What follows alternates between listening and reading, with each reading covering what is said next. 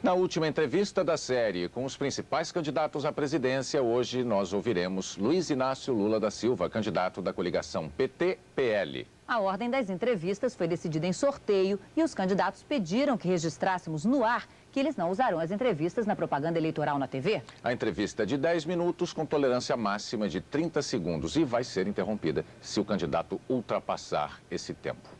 Boa noite, candidato. Boa noite, Bonner. A primeira pergunta é a seguinte: o senhor não considera arriscado o desafio de assumir a presidência da República sem ter uma experiência administrativa anterior?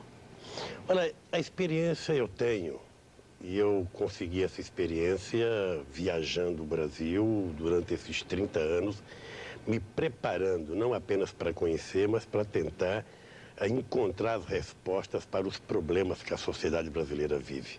Porque se fosse verdade que alguém precisasse ter experiência, eu acho que o Brasil não tem boas experiências administrativas. É só olhar a grande maioria das cidades brasileiras e aonde tem boas, normalmente são prefeituras do PT. Agora, candidato, há entre os brasileiros muitos que conhecem o Brasil na palma da mão, ou porque viajaram, ou porque estudaram em loco geografia, história e tal, e nem por isso se julgam em condição de disputar a presidência. Daí a pergunta. Veja, acontece, meu caro, que você lendo ou vendo televisão, você não conhece nada. Você tem que ver, sentir, ouvir o palpitar do coração das pessoas, ver os olhos das pessoas para você poder sentir como é fácil a gente encontrar soluções para os problemas brasileiros.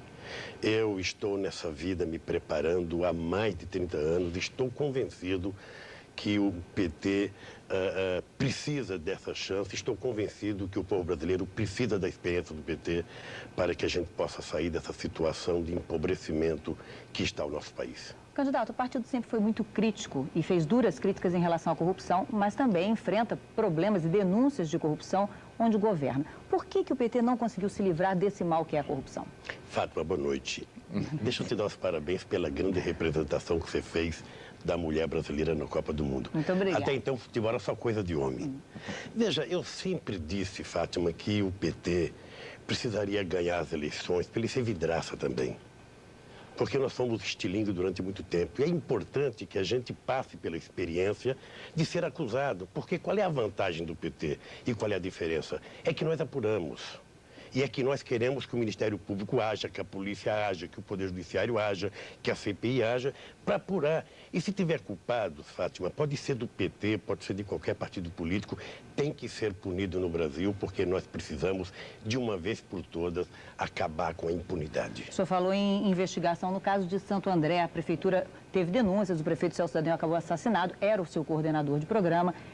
Por que o PT agora quer a destruição de fitas que foram gravadas e que poderiam, por exemplo, ajudar nessa investigação? Veja, o PT não quer. Primeiro que não é o PT que está envolvido enquanto direção nacional. Você pode ter uma ou outra pessoa do PT de Mas Santo André. integrante do PT...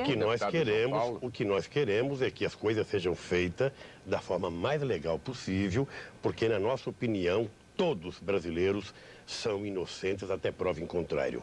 O que nós não queremos é que uma fita gravada de forma fraudulenta pela Polícia Federal seja utilizada politicamente. Apenas isso. Mas agora, você coloque técnicos para ouvir, e se tiver incriminação de alguém, que esse alguém seja punido. Isso para nós, Fátima, é o que vai nos dar o direito de andar de cabeça erguida neste país. Foi duro conquistar e nós não queremos perder. Agora, candidato, perdão, quando o senhor diz que o partido, como instituição, não defende a destruição de fitas, o senhor com isso está negando um pedido público do deputado João Paulo do PT. Veja, o que o partido fez foi pedir que houvesse critérios para que uma fita gravada, eu vou repetir, de forma fraudulenta, a Polícia Federal cometeu uma insanidade. Até eu, pelo que sei, fui investigado durante 2 anos e, pelo que me conta, eu não cometi nenhum crime.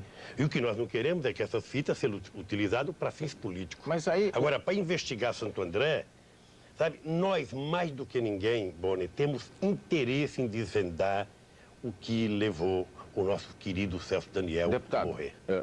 Deputado, candidato, ato falho pelo seu passado parlamentar. Candidato, o que aconteceu no estado do Rio de Janeiro foi o seguinte: os eleitores do estado do Rio tiveram oportunidade de ver num programa político do PT na televisão fitas gravadas ilegalmente com denúncias contra o candidato Garotinho.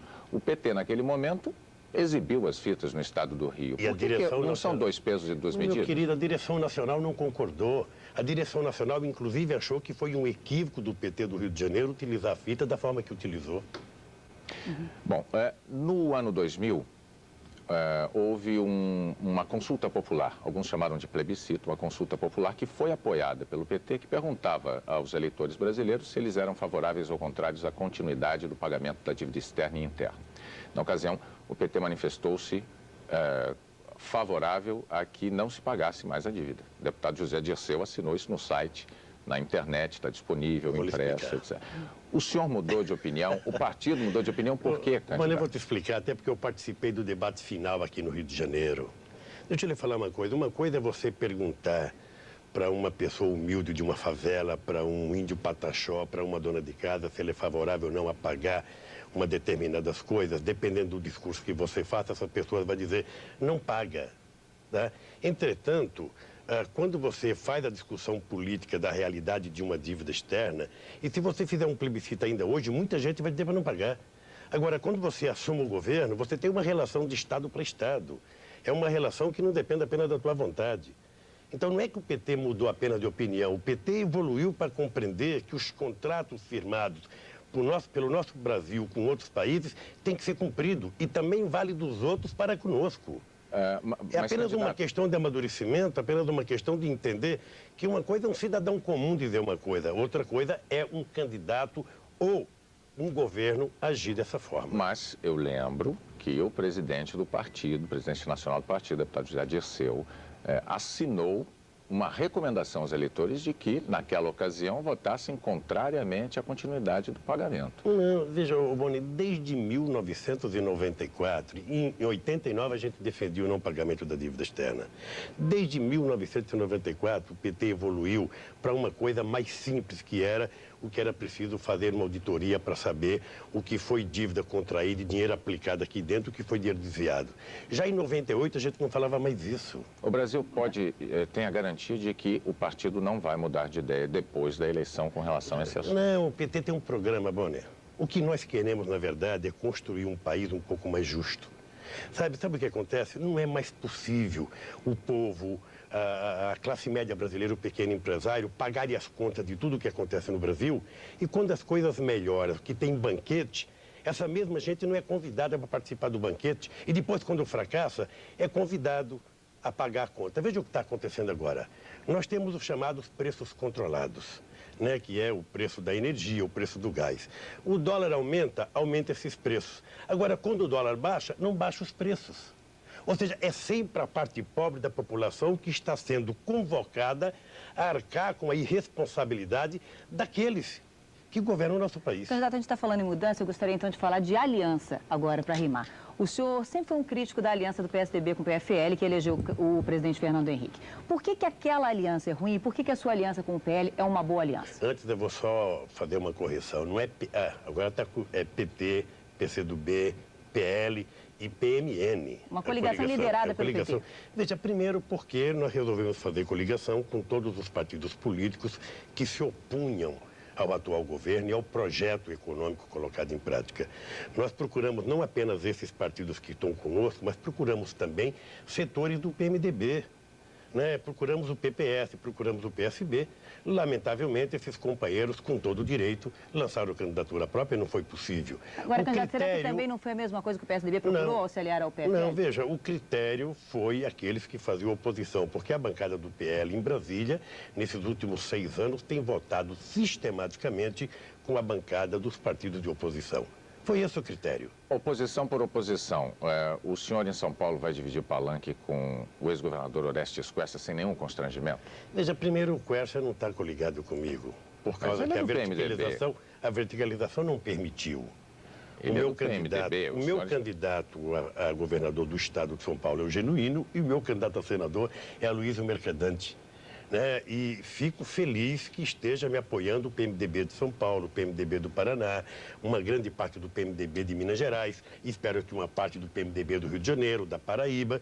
Eu quero, na verdade, o apoio de todos os brasileiros que acham que o PT pode mudar a situação do Se Brasil. o senhor estiver no palanque em São Paulo e o ex-governador chegar no palanque e subir, o senhor o receberá tranquilamente, sem constrangimento? Eu não tenho nenhum problema. Não tenho nenhum problema, até porque eu não sou polícia, não sou justiça, eu sou um político. Eu acho que essa semana aconteceu uma coisa inusitada no Brasil. O Fernando Henrique Cardoso e o Itamar se encontraram. Quando nós fazemos políticas, você não precisa fazer o mesmo que os outros fazem. Mas a arte da política é conversar, e você conversa com amigos, com inimigos. Se não fosse assim, não tinha havido acordo para terminar a Segunda Guerra Mundial. Candidato, para encerrar, o senhor há pouco tempo comparou o Brasil a um Titanic. Se o senhor fosse assumir hoje, qual seria a sua primeira ação para evitar esse naufrágio? Veja, Tem só 20 segundos. Veja, é que eu acho que a equipe econômica não quer ver o que está pela frente. Nós precisamos de um Brasil que acredite no seu povo, que acredite no desenvolvimento, que gere empregos. Porque eu tenho um sonho de garantir a cada criança brasileira, a cada mulher, a cada homem, no mínimo comer 3 refeições por dia. E do jeito que está essa política econômica, vai ficar mais fácil as pessoas passarem 3 dias sem comer. É apenas isso que eu quero para o Brasil. Candidato Luiz Inácio Lula da Silva, muito obrigado pela sua participação. E com Luiz Inácio Lula da Silva, da coligação PT, PL, PCdoB, PMN, tá certo? Está encerrada a primeira rodada de entrevistas com os principais candidatos à presidência. Nesta semana, nós procuramos abordar aqui algumas das questões mais relevantes de cada candidato. Por questões ligadas ao tempo, como vocês viram, algumas perguntas não foram feitas, mas serão. Porque uma outra rodada de entrevistas do Jornal Nacional já está marcada com todos os candidatos, começa no dia 23 de setembro e antes disso, tanto o Bom Dia Brasil quanto o Jornal da Globo também receberão os candidatos para entrevistas na cobertura das eleições 2002 aqui na Globo. Uma boa noite a todos. Uma boa noite para você.